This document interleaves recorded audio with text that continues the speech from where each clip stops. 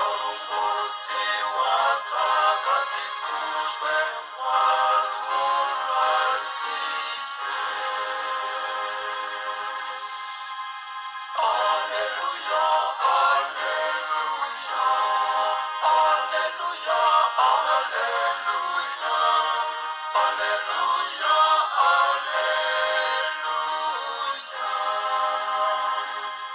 alleluia,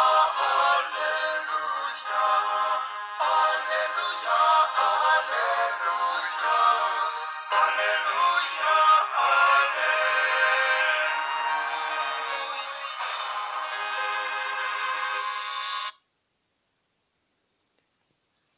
Bakristo bavandimwe, Yesu Kristo nakuzwe. Muri aka kanya tugiye kuzirikana ku munsi mukuru w'Ubutatu Butagatifu duhimbaza kuri iki cyumweru tariki ya 7 z'ukwezi kwa gatandatu 2020. Isomo rya mbere twazirikanye mu gitabo cy'Imukamisiri. Uhoraho yongeye kubwira Musa izina rye, ariko kandi iryo zina ry'Uhoraho ntabwo abantu barihuriraho. Umuntu rero yabanza kwibaza agira ati, ese izina ry'ukuri ry'Imana ni irihe? Ni Yehova cyangwa ni Yawe? Musa yabajije Imana ati, izina ryawe ni irihe? Imana irasubiza ati, izina ryanjye ni Yawe, ari byo kuvuga ngo Ndi Uwo Ndi We. Mu buryo bwiza bwo gusobanura iyo nteruro,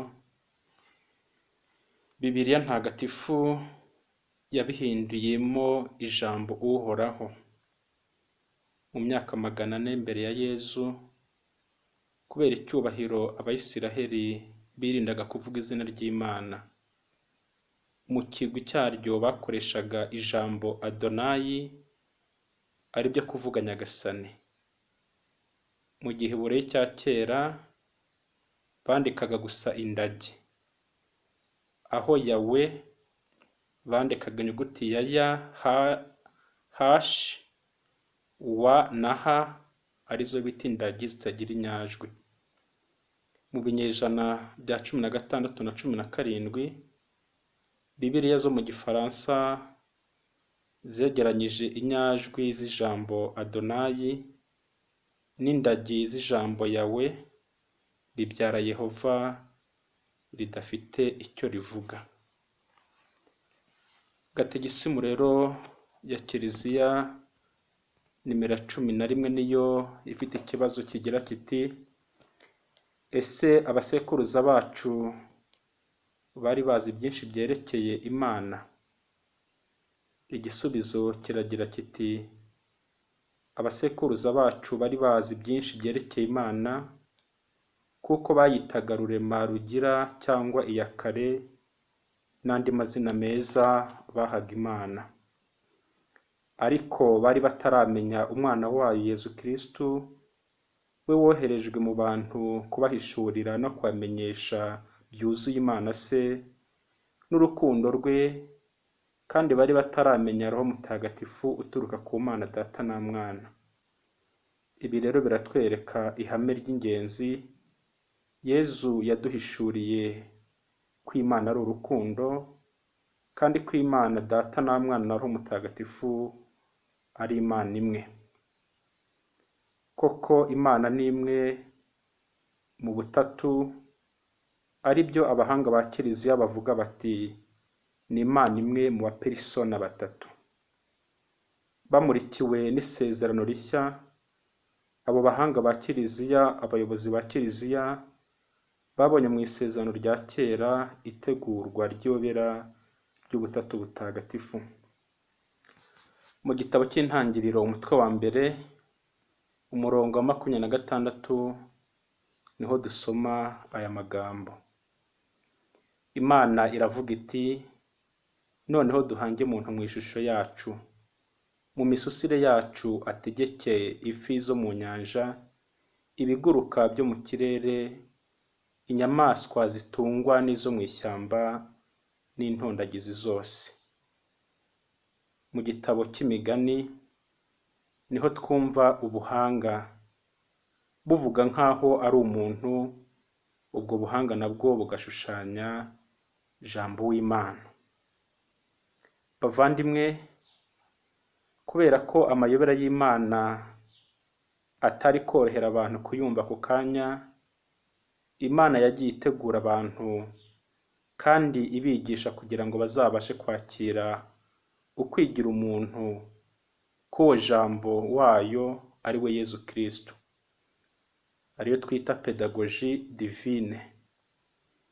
Mu isezerano rishya ni Imana imwe rukumbi yakomeje kwigaragariza abantu, ariko noneho ibigaragaza ku buryo bwuzuye ikoresheje umwana wayo Yezu Kristo. Iyo Mana imwe rukumbi igizwe na perisona batatu, Data, Mwana na Roho Mutagatifu. Si Imana eshatu nk'uko abayobe bakunze kubishinja abakristo. Twemera Imana imwe Data, Mwana na Roho Mutagatifu. Ni abatatu badatana basangiye kamere Imana. Mu by'ukuri nuko Imana yigaragaje muri Bibiliya. Imana Data tuyibonera mu byo yaremye, ni Imana rurema. Niyo yitoreye umuryango wa Isiraheli, iwusezeranya kuwurengera, maze nawo wiyemeza kuyumvira. Ni Uhoraho, ni we Imana mu ijuru no ku isi, nta yindi Mana ibaho. Imana yacu ni Imana ivuga, ni Imana itora abantu kandi ikarengera abantu. Kuyumvira bizana umugisha, kutayumvira bikazana ibyago n'amakuba. Ibyo Imana yakorewe umuryango wa Isiraheli natwe ibidukorera buri munsi. Imana iratuvugisha, Imana iradutora, iradusura, iratuganiriza, natwe tuyiganirize, tuyibwire ntiyapfuye amatwi. Imana yacu ni Imana idusura kenshi, kuko si Imana yigunze, ni Imana isabana, ahubwo hari ubwo akenshi dusura igasanga tudahari. Imana rurema si Imana yigunze, ni Imana yahozeho kandi ni ubusabane busendereye bw'abaperisona batatu basangiye kamere Imana imwe rukumbi. Niyo mpamvu Bibiliya yongera kugira iti Imana ni urukundo. Urukundo rwayo nirwo rwatumye yongera kutwiyereka nk'Imana iducungura, bityo tubona Yezu Kristo, tuba tubonye umuperisona wa kabiri w'Ubutatu Butagatifu.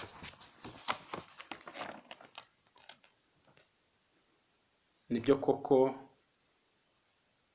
umwana w'Imana Yezu ntiyaje hano ku isi kugira ngo ayicire urubanza, ahubwo kwari ukugira ngo akize isi. Yezu Kristo ni ijambo w'Imana wahozeho, wabanaga n'Imana kandi akaba Imana. Yigize umuntu ataretse kuba Imana. Tubisanga mu Ivanjiri ukanditswe na Yohani, umutwe wa 1 umurongo wa 1 n'umurongo wa 14. Niwe buhanga bwahozeho, buriho kandi buzahoraho. Niwe waje araducungura, aduha kuba abana b'Imana nka we, tubikesha batisimu duhabwa mu izina ry'Imana Data na Mwana na Roho Mutagatifu. Bityo tukaba tugize umuryango umwe w'abana b'Imana. Umuryango uhora utagatifuzwa na Roho Mutagatifu, ari we muperisona wa gatatu w'Ubutatu Butagatifu. Mu yandi magambo, twavuga ko Roho Mutagatifu ari urukundo ruhuza Imana Data n'Imana Mwana. Ubutatu Butagatifu ni iyobera. Iyobera cyangwa amayobera si ibintu umuntu adashobora kumva. Ni ibintu dushobora kumva buhoro, ntitubiheze ngo tubive imuzi n'umuzingo. Ni ukuri tudashobora kumva 100%, ariko nanone tumenya kuko Imana yariduhishuriye. Nibyo koko Imana iraturenze, tuyivugaho ibyo dushoboye. Mbere yo gusubira mu ijuru, Yezu yabwiye abigishwa bati, nuko rero nimugende mwigishe amahanga yose, mubabatize ku izina ry'Imana Data na Mwana na Roho Mutagatifu, mubatoze gukurikiza ibyo nabategetse byose. Dore kandi kumwe namwe iminsi yose kugeza igihe isi izashirira. Tubisanga mu Ivanjiri yanditswe na Matayo, umutwe wa 28 umurongo wa 19 kugera ku wa 20. Ababatijwe batagatifuzwa na Roho Mutagatifu nibo binjira mu muryango mushya w'abana b'Imana Data, bakagira Yezu Kristo mukuru wabo. Abo ni bo Roho w'ukuri yemeza ko ari abana b'Imana, bityo bakita Imana Aba Data, tugateta ku Mana umubyeyi wacu, tukayigaragariza urukundo n'icyizere ko twishimiye kuba abana bayo koko bakurikiza ugushaka kwayo.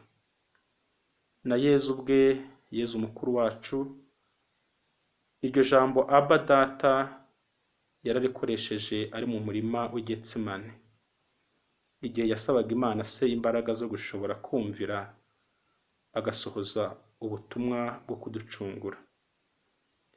Kuba Roho Mutagatifu atuma dutera hejuru tuti Aba Data, nuko atwigisha gusenga nka Yezu umwana w'Imana, bityo natwe tukagira ubutwari bwo gusohoza ubutumwa bw'abana b'Imana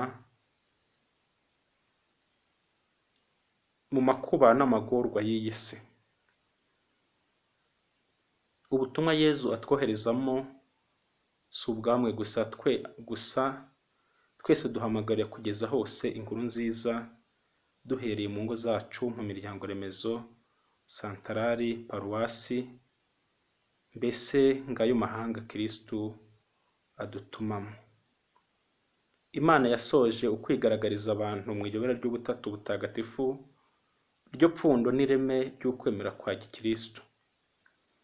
Iyo dusubira mu masezerano yacu ya batisimu, tubazwa ibibazo bitatu niba twemera Imana mu Butatu Butagatifu. Ikibazo cya mbere kiragira kiti, mwemera Imana Data ushobora byose, umuremyi w'ijuru n'isi? Icya kabiri kikagira kiti, mwemera na Yezu Kristu, umwana we w'ikinege Nyagasani wabyawe na Bikira Mariya, akababara, agahambwa, akazuka mu bapfuye, none akaba yicaye iburyo bwa Se?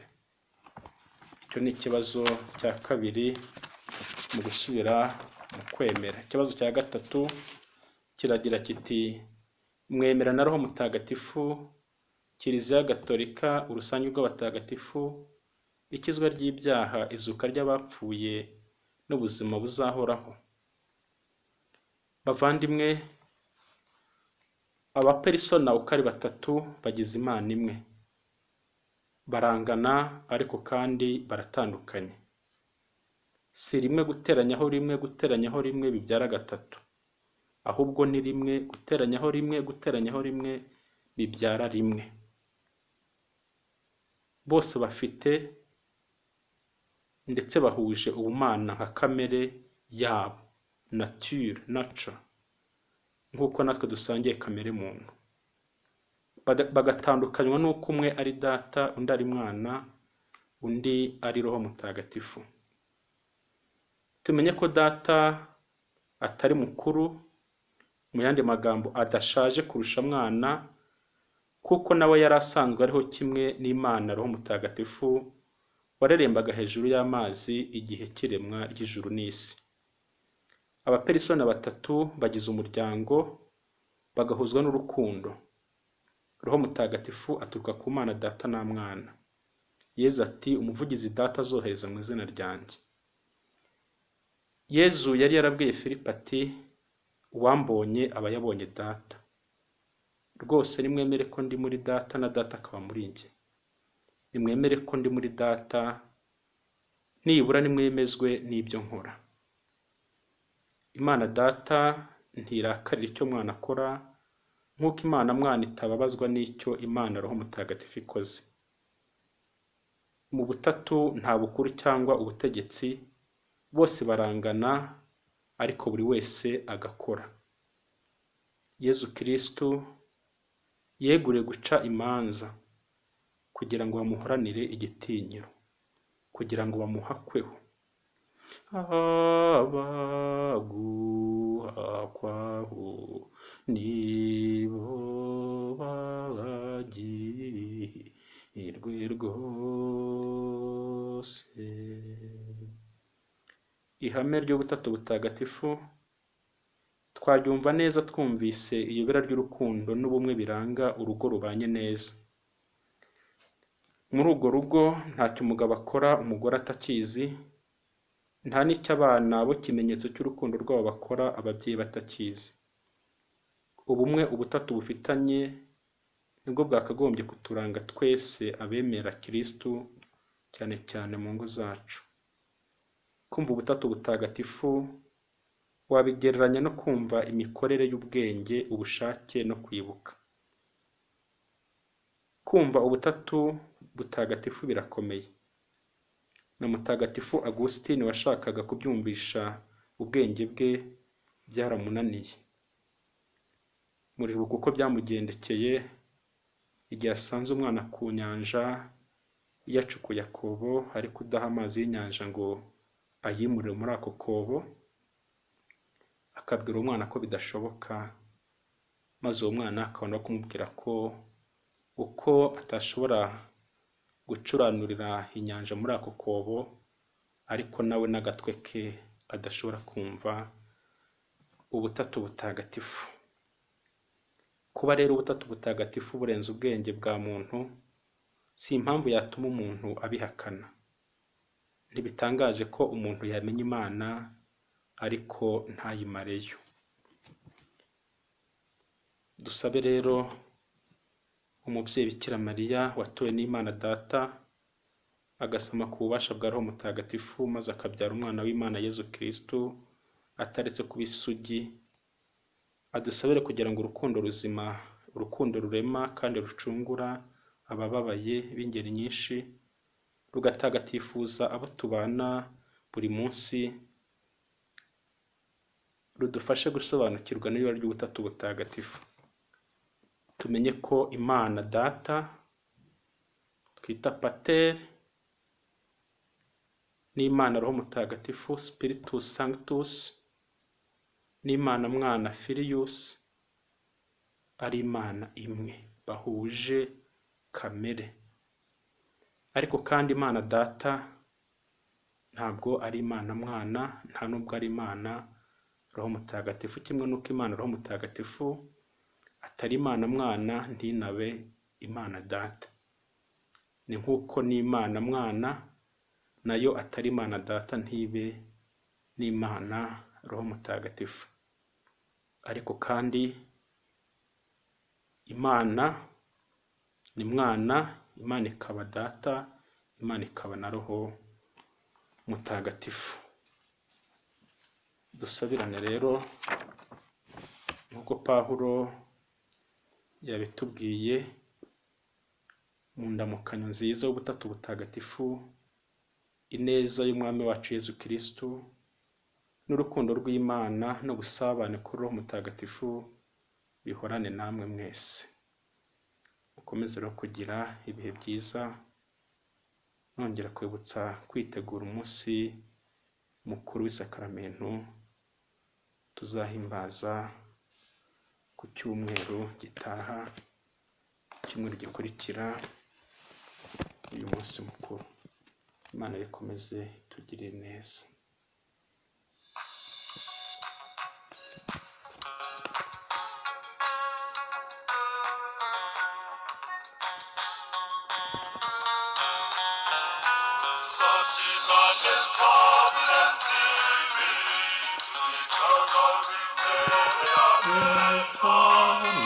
Santa Maria, Shuru kwa jambo, tuzajina gushimira Imana, tuzatamba cyane dutambutse, turirimbe mu ngeri zose.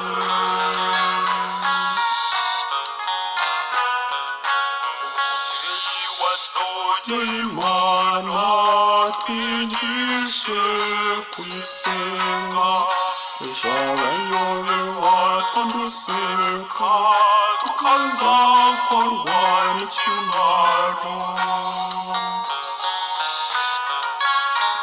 kugira ngo duhure n'Imana wabaye munyajambo igihe tuzasanga Imana uzatubera inzira nziza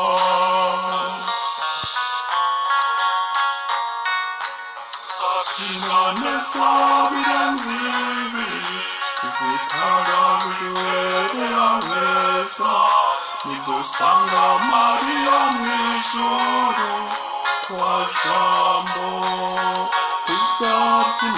tuzabyina dushimira Imana tuzatamba cyane dutambutse turirimbe mu ngeri zose